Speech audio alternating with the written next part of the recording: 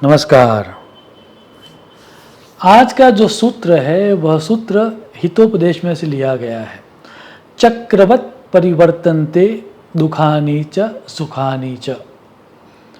हमारे जो पुरातन साइंटिस्ट या जो हमारे पुरातन वैज्ञानिक जिनको हम संत कहते हैं, महात्मा कहते हैं, ऋषिजन कहते हैं, उनका ये मानना है कि ये जो संसार है वह संसार एक चक्र है और वैसा चक्र जो सदैव घूमता रहता है। और उसका अर्थ ये हो गया है कि यहाँ पर सभी चीज़ें साइक्लिक है। इसीलिए गुणीजन कहते हैं सब दिन हो तन एक समान।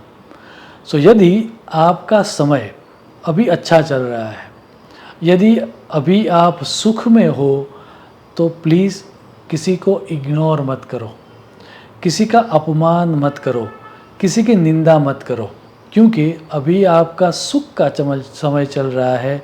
लेकिन यहाँ पर सब साइक्लिक है।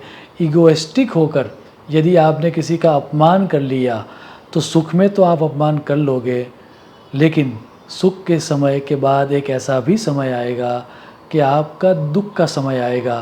तब जिसका आपने अपमान किया होगा वह आपको दंड देगा, वो आपको अपमान देगा। सो सुख के समय में हमें चाहिए कि हमें एक तरह से अपने आप को हम्बल रखना है। अब मान लीजिए उससे उल्टा है, आपका दुख का समय चल रहा है, तो भी आपको होपलेस फील नहीं करनी है।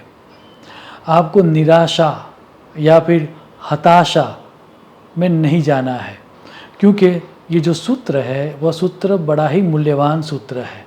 वो ये कहता है कि दुख के बाद सुख आएगा ही, क्योंकि यहाँ पर सब कुछ बदलता रहता है।